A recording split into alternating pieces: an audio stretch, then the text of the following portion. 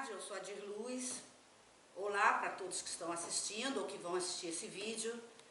É a continuidade do último vídeo, é mais um vídeo para o nosso canal, que tem como objetivo não só discutir obras e autores que nós consideramos que são importantes para termos mais ferramentas para os dias que nós estamos vivendo, para analisarmos não só o Brasil, mas analisarmos o mundo, analisarmos as situações sociais que estão ocorrendo, mas também para darmos notícias e colocarmos a par aqueles que nos assistem, né, de como é que está caminhando o nosso trabalho do grupo de pesquisa Intelectuais e Educação no Mundo Ibero-Americano. Então, eu vou começar rapidamente pelas notícias, né, ou compartilhando algumas ações nossas. Como já foi dito, nós temos um site que chama-se Conversas e Pesquisas, tudo junto, conversaspesquisas.com, que está alocado numa plataforma do WordPress. Nós, cada vez mais, nós estamos buscando que esse site, ele não só seja interessante, traga elementos que nos façam pensar, mas também que ele cada vez mais se torne amigável e se torne conhecido. Quem tem um site quer que ele se torne conhecido. E no nosso caso, nós queremos que ele se torne conhecido. Tanto que tem lá uma parte de sugestões para que as pessoas possam sugerir coisas, perguntar coisas, inclusive fazer indicativos do que está bom, do que está ruim. Como já foi dito uma vez, a única coisa que nós, de fato, não aceitamos é qualquer postagem que seja num tom agressivo, num tom descortês, num tom que, na verdade, não corresponde, inclusive, ao tom que nós utilizamos, mesmo quando são apresentadas para nós ideias ou propostas que, de uma certa maneira, se afastam do nosso objetivo. Então, o site conversaspesquisas.com, ele está aberto, nós os convidamos a todos e convidamos a todos que convidem, né, os seus amigos, conhecidos, para dar uma olhada no site, para conhecer o site. O site, nós estamos na terceira revista, que também tem o mesmo nome, Conversa e Pesquisas, né, que está lá logo na página inicial. Estão as três revistas, a primeira revista, a segunda revista e a terceira revista, que foi um número especial. E foi um número especial que para nós foi muito importante, porque é um número especial que fala, ele é único, né, ele fala sobre a questão indígena, em particular, falando toda sobre a cultura material e imaterial do grupo indígena Puri. Foi escrito por um casal, por duas pessoas que não são só ativistas do movimento indígena, mas são também pessoas indígenas. Isso para nós foi muito importante. Essa revista especial, esse número especial foi muito bem recebido, muito bem recebido. O nosso comitê científico, quase que na totalidade, mandou para nós o quanto aquela revista, o quanto esse número especial tinha ficado bonito, como estava realmente, como tinha sido trabalhado. Então, nós só temos que agradecer, né? Temos acertado, que foi um trabalho, como sempre, coletivo. As fotos que iniciam e terminam o conteúdo são fotos que são escolhidas pelo nosso designer, que faz parte do nosso grupo de pesquisa, Lucas Alves Lira, mas as fotos do trabalho são fotos originais, são fotos que foram enviadas pelos dois autores. Então, nós convidamos a conhecer o número, a conhecer a revista e, quiçá, usá-la na sua sala de aula, usá-la como material didático, como material de discussão nos seus grupos, porque é um trabalho efetivamente muito bonito, feito pelos dois autores e publicado por nós. Outra coisa é que o segundo ponto é que vai sair agora, ainda esse ano, 2019, nós vamos colocar 2 números em um. Significa o que seria o 4º número da revista e o 5º, ele vai sair unificado, ele vai ser um só. E desde já nós estamos recebendo, também para colocar no site, as monografias de quem desejar ou quem considerar de todas as áreas do conhecimento que suas monografias de graduação sejam relevantes para, ou queiram que elas sejam publicadas. Aí nós temos os dois e-mails. Nós temos, entrando no site, logo na primeira página, né, na abertura, tem o e-mail, o meu e-mail particular e o e-mail institucional. Pode mandar para um dos dois. Nós acusaremos ter recebido e solicitaremos que a única coisa que seja enviada depois seja a autorização para publicação, porque isso é necessário.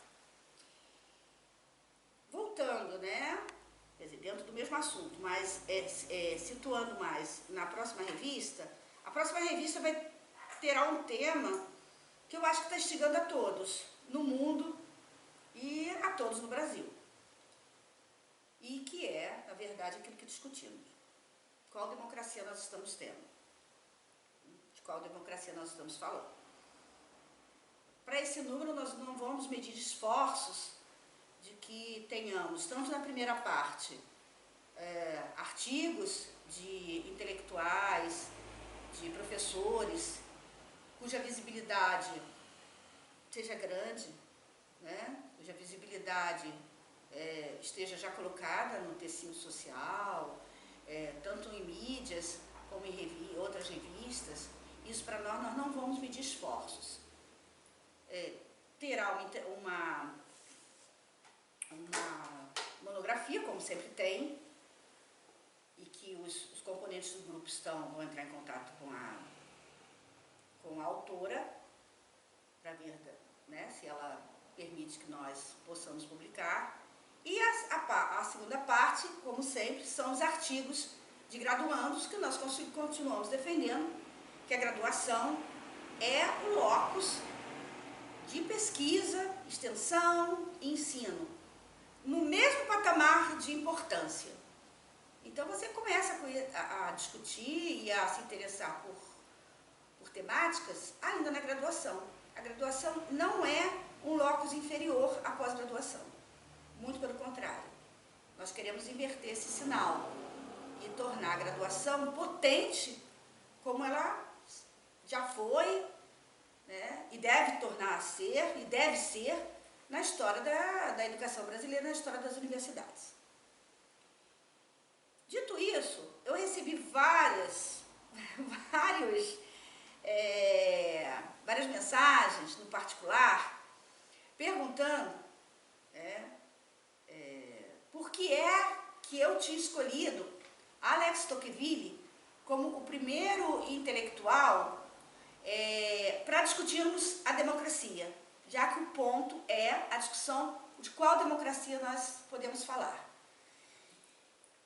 E eu preferi responder do público e não no particular, de que, ao trazer Alex Tocqueville, não foi uma escolha aleatória, foi uma escolha de um intelectual que no século XIX ele vai se debruçar, né, ele vai ser fundamental para nós entendermos não só a democracia burguesa, que então se forjava aonde? Nos Estados Unidos, né, e com uma excepcionalidade. Qual era a excepcionalidade? Não como um país colonizado, e sim como um país colonizador, que Tocqueville vai perceber com nuances incríveis,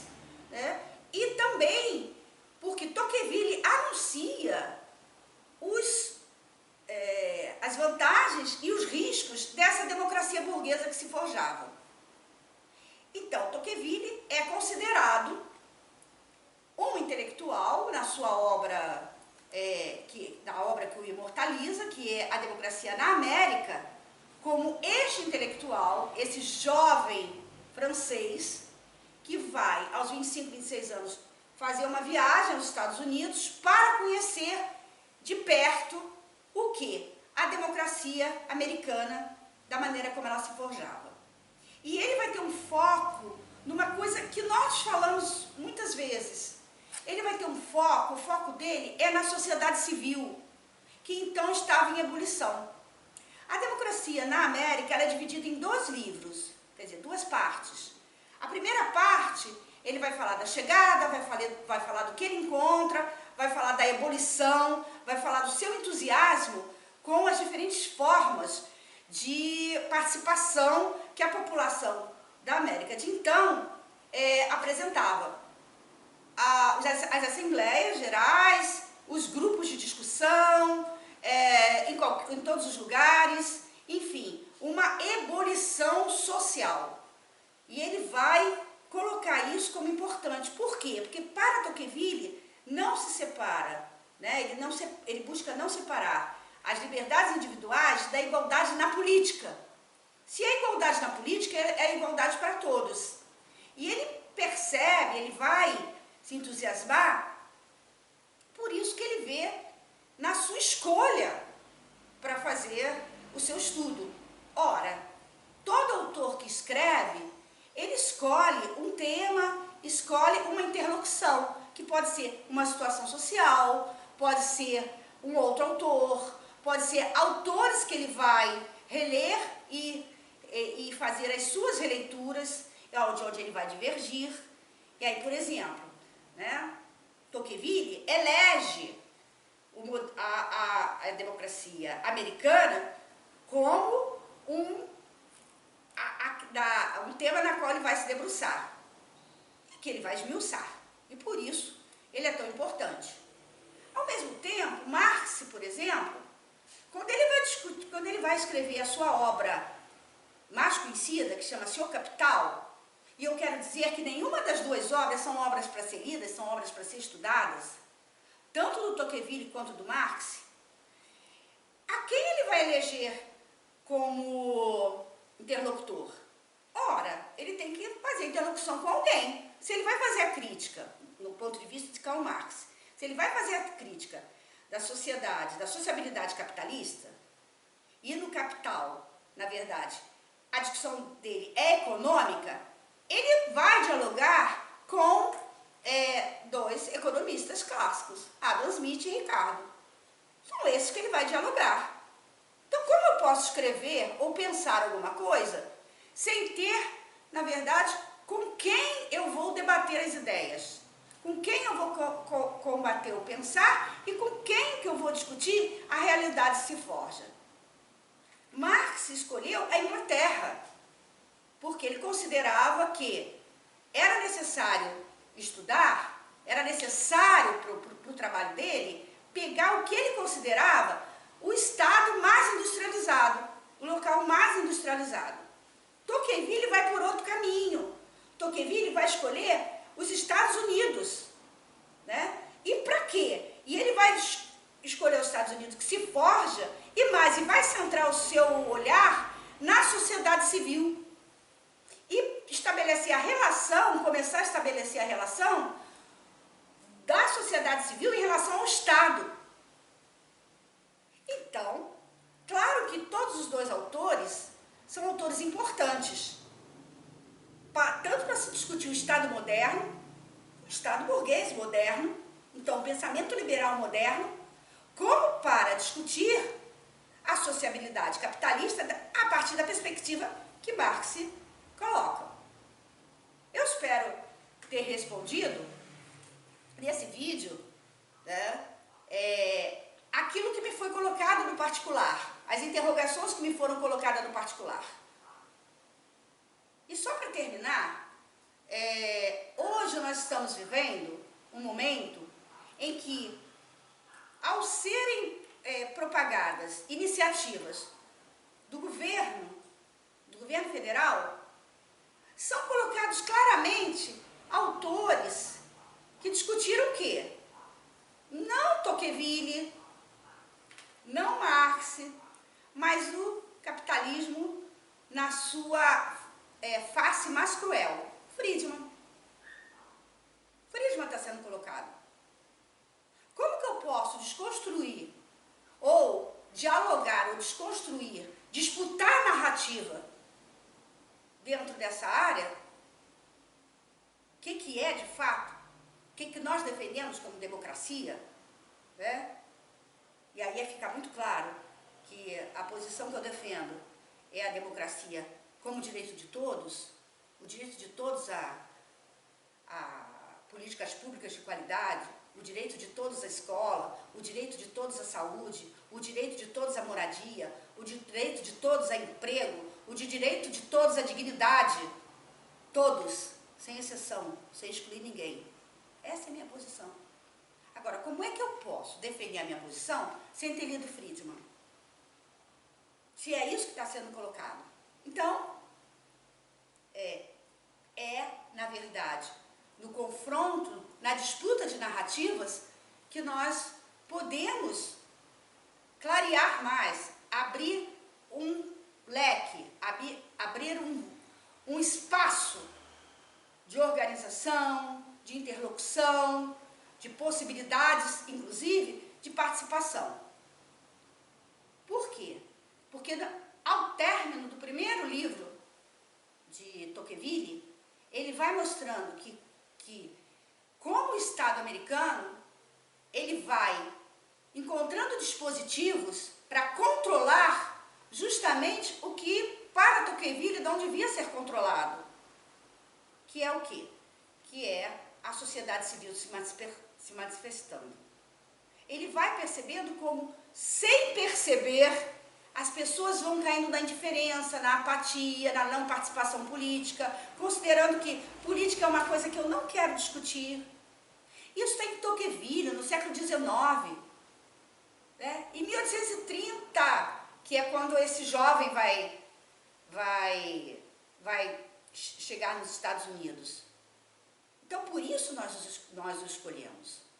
Escolhemos por aquilo que ele nos traz de percepção, por aquilo que ele nos traz de compreensão do que é a democracia liberal burguesa, e também aquilo que ele nos traz como as contradições dessa mesma democracia. Só conhecendo os vários aspectos do que significa democracia é que nós poderemos responder a pergunta, tanto nossa, como uma pergunta que eu espero que se torne cada vez mais social. De qual democracia nós estamos falando, afinal?